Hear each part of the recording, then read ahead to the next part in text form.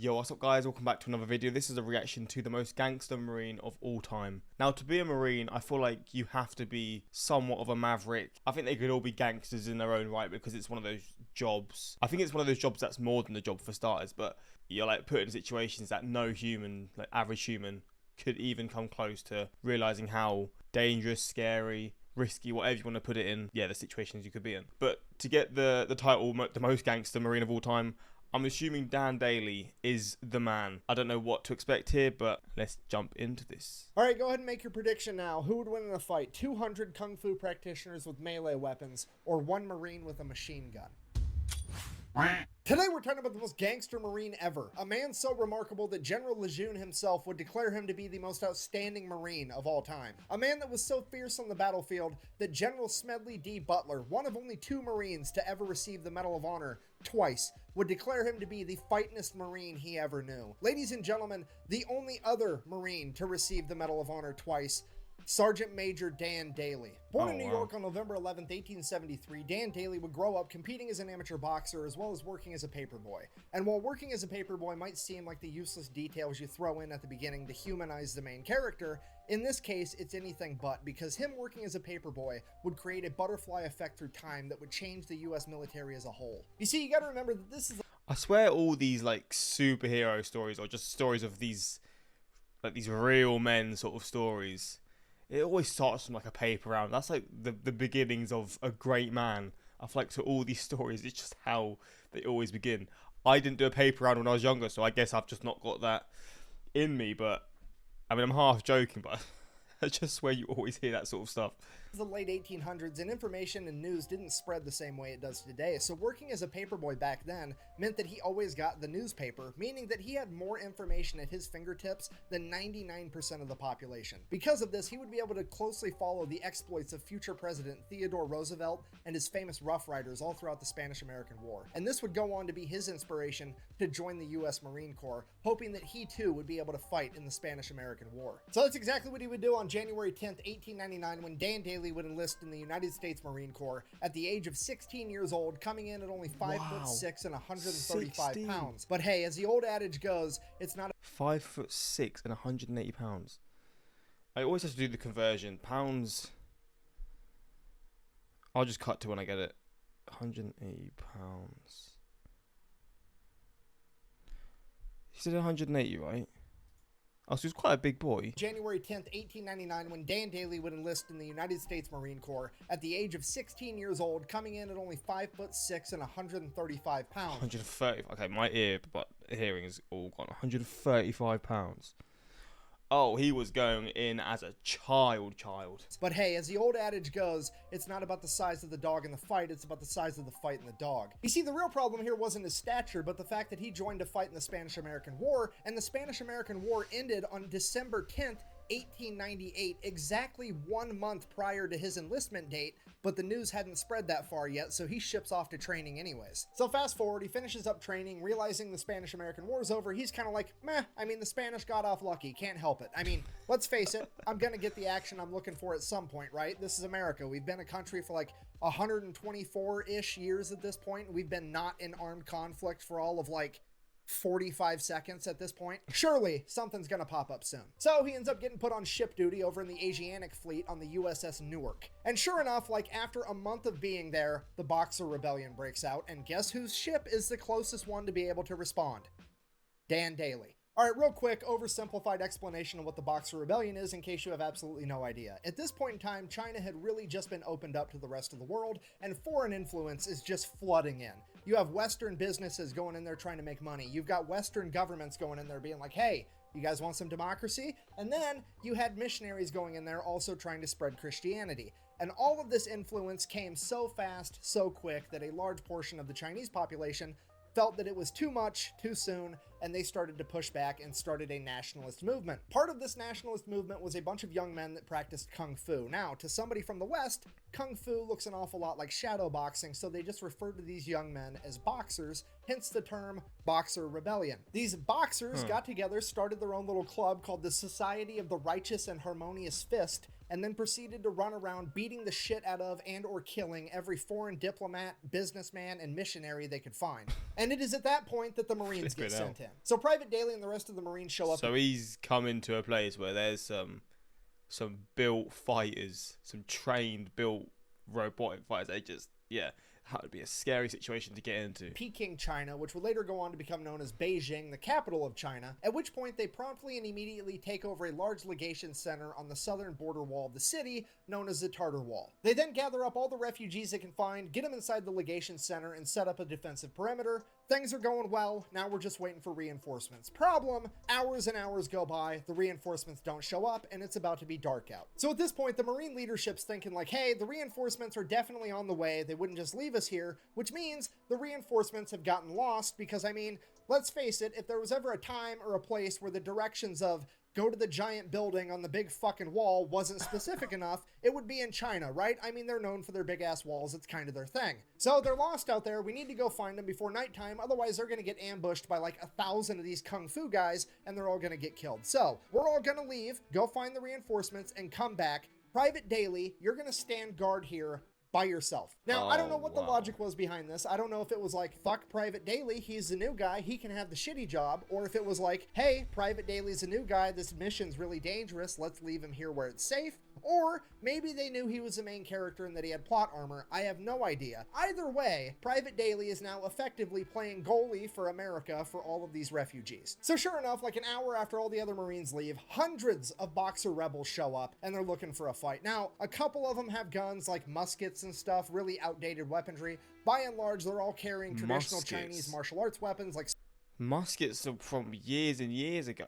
I mean, I guess this is the late 19th century or the early 20th century. Swords, bow staffs, what have you. Some of them are even just rocking the old meat mittens, but they're looking for a fight either way. And this is shaping up to be one of the most ridiculous battles of all time. I mean, this is the type of stuff you get drunk at the bar and ask your buddy, like, hey, you think you could take on all 300 Spartans if you had a machine gun? So like, that's true. exactly what's about to go on here. I mean, in one corner, you've got an 18-year-old Marine with a machine gun, and in the other corner, you have 200 martial artists with, like, bow staffs and shit. You literally have gun fu versus kung fu, okay? And here's the kicker with the entire thing. The Society of the Righteous and Harmonious Fist legitimately and wholeheartedly believes that their martial arts training has made them impervious to bullets. Damn. Yeah. Brainwashing to a different level. So this entire horde of kung fu fighters just starts running at Daly as fast as they can as he opens fire with his machine gun, and they fight well into the night. The rest of the Marines are a couple miles away. They found the reinforcements, but now it's too dark for them to travel in this rioting city at night safely, so they've adopted a little defensive position, and they're just holding position until daylight. They're literally forced to just sit there and listen to the machine gun fire and the yelling and the screaming and machine gun fire, and then suddenly the machine gun runs out of ammo, and then there's bolt action rifle fire. Fire. He gets the machine gun reloaded. There's more machine gun fire, and this goes on for hours, and then it progressively just gets slower, and there's less machine gun fire and less screaming and less machine gun fire and less screaming, and then suddenly it just stops. At this point, the Marines have to accept the fact that their friend has just died courageously in battle, fighting an entire mob by himself because they left him alone, and all the civilians that they've been tasked with protecting are gonna... Alright, so the recording cut out. I don't know where it was. I think it was around here. I've just noticed the recording of my face was very laggy. I think it was because I was rendering a new video with a different software, so that might have caused the issue. So now I know, but let's get into this. Mob by himself because they left him alone, and all the civilians that they've been tasked with protecting are gonna be slaughtered. And now all they can do is sit there and wait for the sun to come up. So the sun comes up and the Marines start making their way back to the legation center, but they're kind of dragging their feet because, well, they know what they're going to find. They're really just there to recover the remains of Private Daly and make sure that those are taken care of. And they start making their way there. And as they get closer, they're like, man, Private Daly really took out a lot of these guys. That's impressive. And they get closer and like, holy shit, he took out a ton of these guys. This is the most aerodynamic mass grave I've ever seen. And they get to the top of the wall, and there's Private Daly smoking his pipe, leaning up against his machine gun, and they're like, holy shit, you made it. He's like, yeah. What a badass end to it as well. This is some movie material. I wouldn't be surprised if this wasn't actually turned into a movie, to be fair, because this seems like the sort of thing that would make money for Hollywood. Why wouldn't I? Well, we heard the machine gun stop firing, and we just assumed that you'd been killed. He's like, no. I only quit firing because they quit coming. Dan Daly has effectively pulled off the impossible. He has single-handedly defeated 200 rebels by himself, saving all of the civilians as well as saving the day. All the Marines are like, holy shit, we're gonna nominate this guy for the Medal of Honor because this is incredible. All the businessmen and the delegates are like, oh my god, we've seen what one Marine can do, and now we've got 1,200 Marines. We're definitely gonna make it out of this alive. Hooray. And all the missionaries are like, oh my god, this is not what we meant when we said we wanted to make these people more holy. Shortly after this, Dan Daly would be awarded his first Medal of Honor for the battle, and then he would go on to continue serving in the Marine Corps as if nothing had happened. Okay. Oh, this is just the start, so it's going to get even more in depth about other things that he's done. Fast forward 15 years, now Gunnery Sergeant Daly has been involved in every military conflict the U.S. has for the past 2 decades. He is one of the most experienced combat veterans in the entire U.S. military, and he is a living legend in the Marine Corps. And on October 24th of 1915, Gunnery Sergeant Daly would find himself leading a platoon of men through Haiti during the Cocos Rebellion. Just after his entire company would cross a river, his entire company would be attacked on all 3 sides by over 400 Cocos rebels, forcing them to retreat back into the river. And while doing so, the horse carrying the crew-served machine gun would be shot and sink to the bottom of the river, as the remaining Marines continued to cross the river before adopting a defensive position to repel the attack until nightfall. It is now pitch black outside, and Gunnery Sergeant Daly knows as soon as the sun comes up, they are going to get attacked again, and the only chance they have is to get that machine gun back from the bottom of the river. So he takes off by himself in the dark of night, goes all the way back to the river, and just begins diving to the bottom of the river, trying to find this dead horse with the machine gun strapped to it. And after hours of trying, he finally finds this horse, manages to go down, untie the machine gun, come back up for air, go back down again, getting pieces, ammunition, the gun itself, the tripod. He gathers up all of this stuff, gets it out of the river, and then straps it to his back and carries it back to his men. Bear in mind, that is over 200 pounds of equipment, and this guy is 5'6", 135 pounds, but he gets it done anyways. Now, Marines believe in a couple things when it comes to a gunfight. Number 1, bring a gun. Number 2, bring friends with guns. Number 3, decide to be aggressive enough quickly enough. If you're not picking up what I'm putting down, I'm trying to tell you that he is not about to use this machine gun for self-defense. He's about to use this machine gun for self-offense. First thing in the morning, he gets his men together. They launch an attack first, scattering the enemy into the jungle, retreating, and Daly has effectively saved himself and all of his men, earning himself his second Medal of Honor. Fast forward 2 years, June 1st, 19... Oh, he is him, man. This guy doesn't stop doing things to give him more medals. There's another 7 minutes of this video to go. 17. It's World War I, and Daly... Oh, he's here in World War I as well. He's a cheat code for the World Wars. I mean, I don't know if he'll still be there for World War II. But yeah, for World War I, he's a cheat code and a half. Daly is now a first sergeant, leading an entire platoon of young, inexperienced Marines into the Battle of Belleau Wood. If you don't know the Battle of Belleau Wood, the Germans are just rampaging through France, making a beeline right towards Paris. And at Belleau Wood, the US Army, the Marine Corps, the French Army, and the British Army all get together to stop the German military in their tracks. Now, this made it not only a strategic battlefield, but a symbolic battlefield, because how dare you stop the mighty German military? Now they're going to hit back twice as hard just to prove that it was a fluke. Because of this, right after they stopped the German military on June 1st, the French military is like, okay, we stopped them, let's take the W and head back to Paris and we'll fight from there. We don't want to get slaughtered in this wood line by the Germans because they're pissed. And it is at this point that the Marine leadership famously responded by saying, and I quote, "Retreat? Hell, we just got here."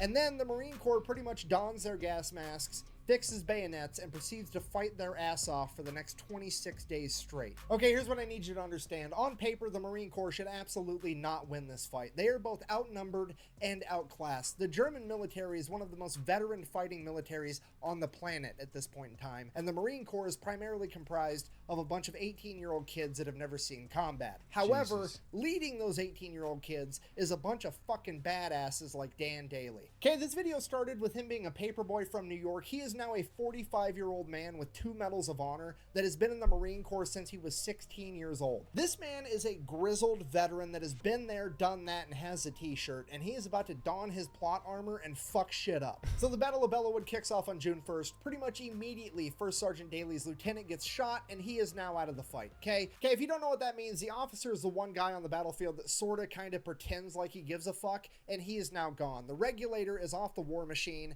and First Sergeant Dan Daly is now in charge of his entire company, unopposed. Fast forward, June 5th, German artillery strikes the ammunition depot, lighting everything on fire. Dan Daly leads his entire platoon in, sets the fire out, prevents all the ammunition from exploding, saves the entire battle. Fast forward 5 days, June 10th, the German machine gun squad would try to advance on Daly's company. Daly would get up by himself with nothing but 3 frag grenades and his Colt 1911, using the 3 grenades to disable the machine gun before approaching, shooting their commanding officer, killing him, and taking the other 14 Germans as prisoners of war. Fast forward a couple of hours, still June 10th, Dan Daly looks around at the faces of the young men that he's leading through this battle, and they're looking tired. They're looking like this is the worst time of their life, and it is at this point that Dan Daly decides that he needs to get aggressive enough quickly enough. This battle's effectively been a stalemate for the last 10 days, and he's had enough of this bullshit, so he gets up, walks right out into the open in this wheat field that's functioning as no man's land between the Marines and the Germans. He looks at the Germans' line, turns around, looks at his Marines, and yells, "Come on, you sons of bitches, do you want to live forever?" before charging at the German line. All of his Marines, that's Dan fucking Daly, were gonna follow him, so they charged too. In an act of pure hyper-aggression, Dan Daly's company would catch the Germans off guard and would actually manage to punch through their line, causing all the other Marines to become hyper-aggressive and attack as well, effectively setting off a chain reaction that would lead to the Marine Corps pushing the Germans all the way out of Bellawood over the course of the next 16 days, where on June 26, American High Command would receive a single telegram, and I quote, "Woods, now Marine Corps entirely," giving America its first win in World War I and the Marine Corps its new moniker. Oh my god, this guy doesn't stop. Blatant hyper-aggression of the Marines, the Germans began calling them the Teufelhunden, or the Devil Dogs. And it's all because of the actions of First Sergeant Dan Daly. After the Battle of Bellawood, Daly would continue to serve throughout World War I until on the 11th hour of the 11th day of the 11th month of 1918, the Germans would surrender, effectively ending World War I, which is why in America we celebrate Veterans Day on November 11th, which is also, by sheer coincidence, I'm sure, Dan Daly's birthday. The guy's the main character. I don't know what to tell you. So then, because it's like written in the stars again, he said main character for a film, and I assume there probably is one. I don't know what it's called or if there is, but surely this guy deserves it if anyone does. Dan Daly was like the badass at the Battle of Bellawood. He gets put up for yet another Medal of Honor, potentially becoming the first man in American history to pull off the Medal of Honor hat trick, getting the three-peat. Absolutely everybody that was there that day all signs off on it. His men, his chain of command, they do the paperwork, they send it off to DC to get this man his medal. Then the political side is like, no, absolutely not. We don't care if he earned it or not. It's not about getting what you deserve. It's about doing what we think is fair, and we don't think it's fair that he should get 3 Medals of Honor, so we're just not going to give it to him because we said so. Go fuck yourself. So instead, they go ahead and they give him the Distinguished Service Cross and the Navy Cross, which, if you don't know, both of those are like tied for the second highest military honor, because apparently second plus second equals first, I guess. Anyways, so he gets those instead. And then, bear in mind, this is 1919, right after World War I. Like a month later in 1919, the military creates a new law that you're only allowed to earn 1 Medal of Honor. Okay, Dan Daly is so fucking gangster, they literally had to change the rules on how many times you're allowed to achieve the highest honor in the military. That's a bit stupid, isn't it? I mean, I don't really understand why they done that, but... After World War I, he would retire as a sergeant major, having turned down becoming a commissioned officer on multiple occasions, citing that he would rather be an outstanding sergeant than just another officer. He would then go on to work as a bank security guard, where for 17 years he would be the living embodiment of the world's shittiest lottery ticket for anybody dumb enough to try to rob that bank. Could you imagine just being some bank robber trying to get some quick cash and you run into the most gangster Marine of all time? That's the worst thing Okay, I'm just going to throw it out there. He didn't retire from being a bank security guard until 1936, and John Dillinger's bank robbing spree was from 1933 to 1934. So for a couple of years there was a significantly greater than 0% chance that the world almost got the ultimate clash of the bank robbing gangster and the most gangster Marine to ever live. And I'm going to go ahead and write that down in my book as the coolest thing to never actually happen. In conclusion, Mark Twain is frequently accredited with the famous quote, "It's not about the size of the dog in the fight, but the size of the fight in the dog," when in reality it wasn't Mark Twain that said that first. It was actually Dwight D. Eisenhower, 5-star Army general and the 34th President of the United States. Somebody that would have known good and well who Sergeant Major Dan Daly was. And I think that maybe, just maybe, he had that 5'6", 135-pound devil dog on his mind when he came up with that quote. Thank you for watching. Best way to support the channel is go buy some... Well, there we go. There we go. This guy is him. He was a different level of human. Being denied the Medal of Honor because of politics might be the exact opposite of participation trophy. I love how the Germans use devil dogs as an insult, and the US just went, that sounds cool, let's use it. But yeah, Dan Daly, man. The embodiment of, I mean, everything. I guess in terms of like if you're in the military or Marine Corps or whatever you're in, he's probably just held in such high regard that they all look up to and use him to promote how they want you to be when you're in one of these groups. But there we go.